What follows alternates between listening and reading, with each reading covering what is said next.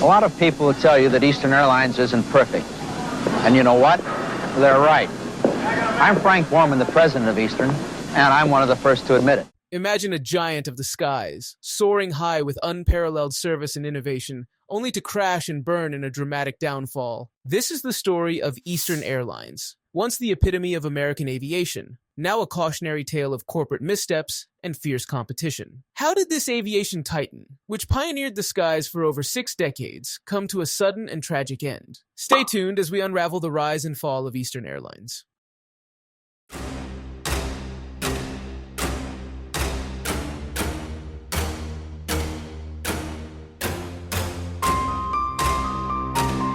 For over 65 years, Eastern Airlines evolved from a humble mail carrier to a major U.S. airline with international services and a fleet of hundreds. Known for innovation, Eastern was a launch customer for various state-of-the-art airplanes. However, it faced severe financial pressures, leading to its demise in the early 1990s. Let's delve into why this once iconic airline declared bankruptcy.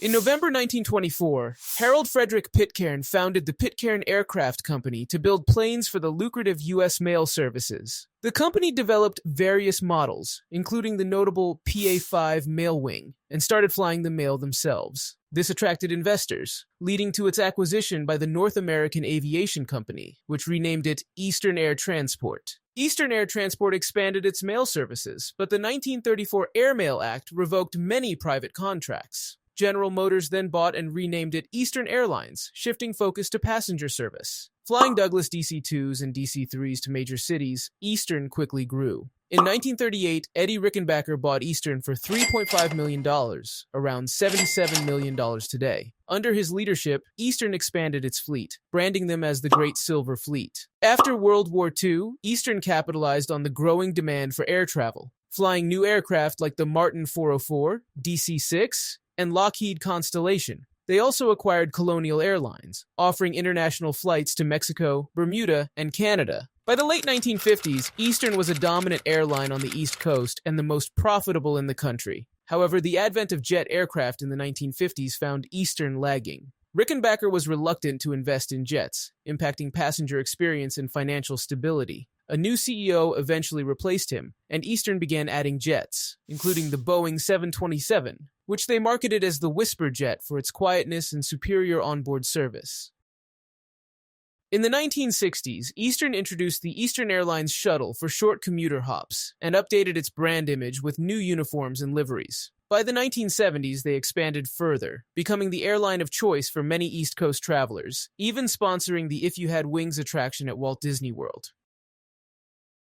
Eastern also leased Boeing 747s and was a launch customer for the Lockheed L-1011, focusing on premium onboard experiences. They invested heavily in the Airbus A300, becoming the first North American airline to do so.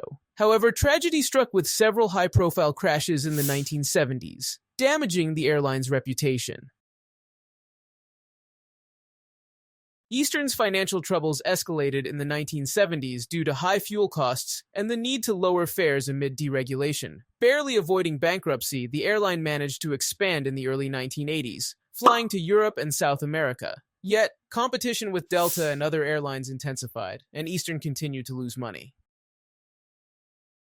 In 1986, industry veteran Frank Lorenzo bought Eastern through Texas Air Corporation for $615 million, around $1.7 billion today. Lorenzo's cost-cutting measures, including wage reductions, led to labor unrest. He sold the profitable shuttle service to Donald Trump for $365 million, rebranded as Trump Shuttle, but it never made a profit. Eastern's financial hardships worsened, with poor safety records leading to a $10 million fine from the Department of Transportation in 1988. Labor disputes escalated, culminating in a strike in early 1989, disrupting operations and depleting cash reserves. By March 1989, Eastern filed for Chapter 11 bankruptcy protection, with debts over $2.5 billion, equivalent to $6.2 billion today. Calling on every possible force in this country that has any conscience, including the flying public, to be sure that Frank Lorenzo and this atrocity that he has perpetrated does not succeed. Despite attempts to restructure, the airline couldn't overcome its financial woes. In January 1991, Eastern ceased operations, leading to the loss of over 20,000 jobs. Its assets were auctioned off, marking a tragic end for many longtime employees. Although attempts were made to revive Eastern, including a relaunch in 2015 and another in 2018, these efforts failed. The brand ultimately struggled to stay afloat, proving that Eastern could not survive in the competitive airline industry. Eastern Airlines, once a giant in aviation, fell due to a combination of financial mismanagement, intense competition, and labor disputes. Despite its pioneering spirit and initial success, the airline's story serves as a cautionary tale of how quickly fortunes can change in the volatile airline industry. If you enjoyed this video, please consider leaving a comment and don't forget to like and subscribe. Thanks a lot.